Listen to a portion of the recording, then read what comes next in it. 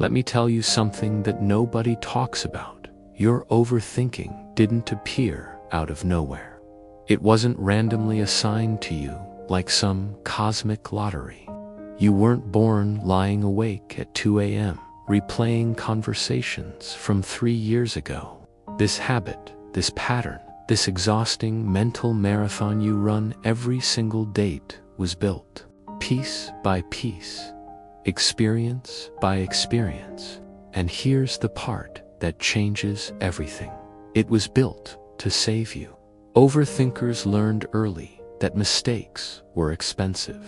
Maybe not always in obvious ways. Maybe nobody yelled. Maybe there was no punishment you could point to and say, "That's why I'm like this." But somewhere along the line, your brain collected data. It noticed patterns. It realized that getting things wrong had consequences you couldn't afford. Maybe it was a parent who withdrew their warmth when you messed up.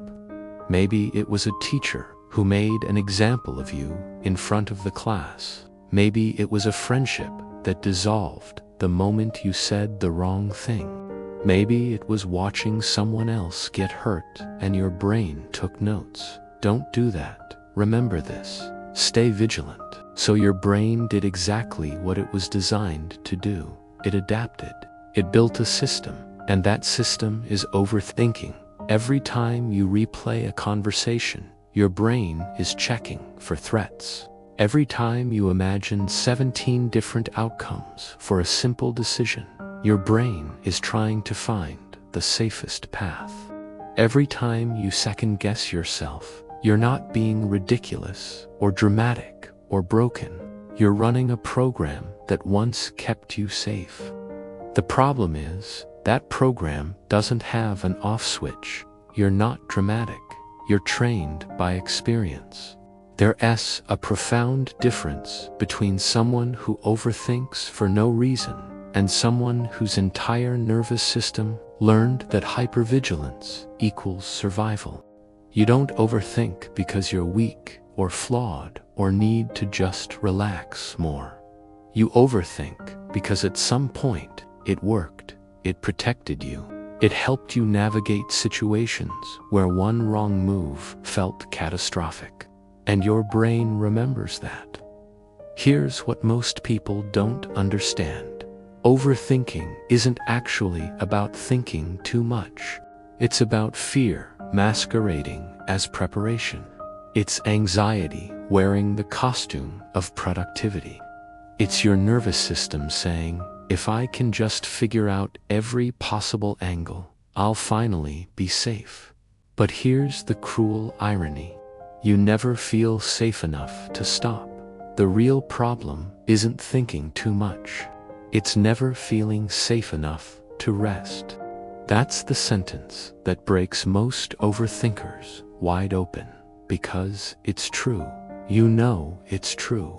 You've spent years telling yourself you'll relax once you figure this out, once you make the right decision, once you're absolutely certain. But certainty never comes, does it?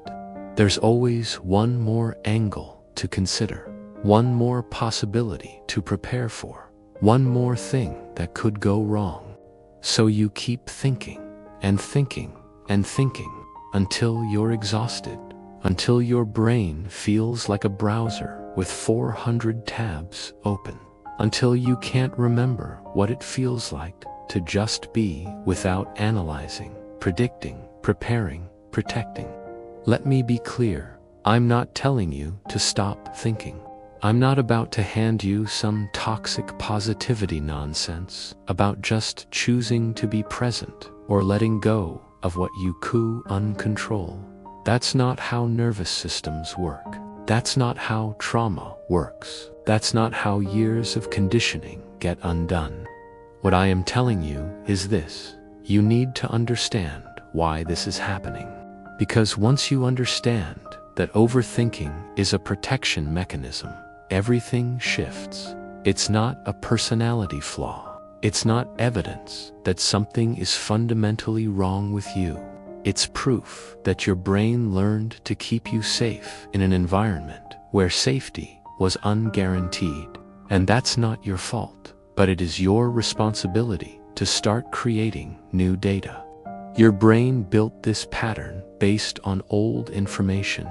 Information that said mistakes were expensive, that people were unpredictable, that letting your guard down was dangerous. If you want to change the pattern, you have to start teaching your brain something different. You have to show it, slowly and consistently, that you're safe now. Not by forcing yourself to stop thinking. Not by shaming yourself for being too much or too sensitive or too anxious.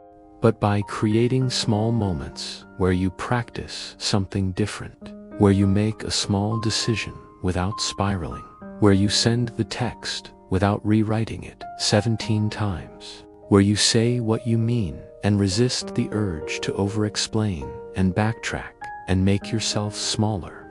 At first, it will feel terrifying. Your brain will scream at you. It will throw up every worst-case scenario it can manufacture. Because, from your brain's perspective, this is dangerous. You're dismantling the very system that kept you alive. But you have to do it anyway. Not recklessly, not by ignoring your instincts, but by gently, gradually expanding your window of tolerance, by proving to your nervous system that you can handle uncertainty, that you can survive not having all the answers, that mistakes, while uncomfortable, are rarely as catastrophic as your brain predicts.